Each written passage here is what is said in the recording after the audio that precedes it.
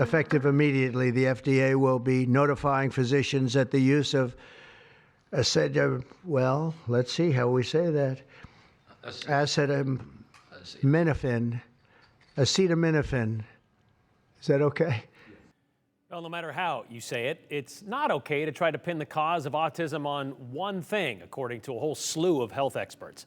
But that's essentially what President Donald Trump did earlier this week, standing alongside Health Secretary Robert F. Kennedy Jr. and Medicaid Administrator Dr. Mehmet Oz, claiming acetaminophen, or Tylenol, was responsible for the increase in autism diagnoses in American children, and telling pregnant women no fewer than 15 times in an hour time span to not take it or to not give it to their baby.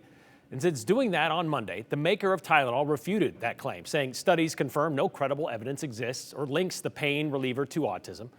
Meanwhile, the American College of Obstetricians and Gynecologists continue to say acetaminophen is still a safe option for pregnant women. We did reach out to local agencies like the Idaho Department of Health and Welfare or the Idaho Hospital Association to get their take on this bold take.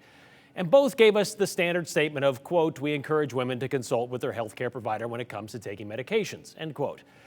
However, today, we were able to speak with one doctor willing to address the claims from President Trump. Dr. David Pate told us he was surprised by the Tylenol thing on Monday, but he was not surprised the Trump administration came up with something after promising to find a cause of autism by September. And by the way, I think I can say that there are certain groups of people that don't take vaccines and don't take any pills that have no autism. Does that tell you something? That's currently, is that a correct statement, by the way? It was also just a flashback to 2020 when the president got up there and said, well, maybe if we... And then I said, supposing you brought the light inside the body, which you can do either through the skin or in some other way, right? And then I see the disinfectant where it knocks it out in 1 minute.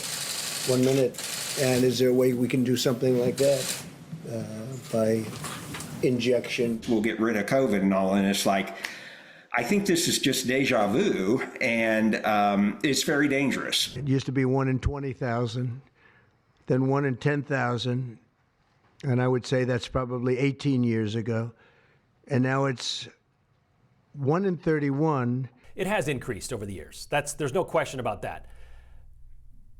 Is it because of one thing? Well, first of all, autism is not due to one thing. We're clear on that. Part of the problem why it's so hard to identify the cause, because it's much easier when there's just one thing. But what we do know is that genetic predisposition accounts probably for 80% of the risk. Now, not 100% of the risk. So there's other factors as well and interplay. But there's more than 100 genes so far that have been associated. So we've got a lot of work to do to figure out what exactly. Which is basically commonly known as Tylenol during pregnancy can be associated with a very increased risk of autism. So taking Tylenol is not good. All right, I'll say it. It's not good. It's not true. Where this all started was in some earlier studies that looked at association. Now, association is not causation. If myself and my friends had a cup of coffee every day during COVID and none of us got COVID, that doesn't mean that coffee kept us from getting COVID. There's an association there, but that's not causative. We have for decades now known that we have to be careful about medications that pregnant women take. And therefore, pregnant women have very few, relatively speaking, options of medications to take. Now, if you look at a birth outcome and you're trying to associate it with what about a medication the mother took during the pregnancy, which would be rational to look at that, you're going to disproportionately find that women were taking acetaminophen. Yeah, because they didn't have many other options. So that could be a cause, but you can't conclude that's a cause. Dr. Pate said a 2024 Swedish study of almost 2.5 million kids used a control group of mothers who did not take Tylenol.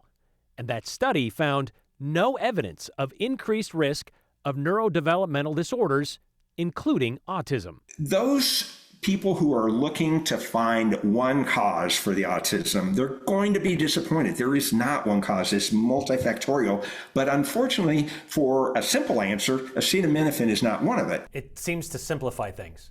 Yes, oversimplify.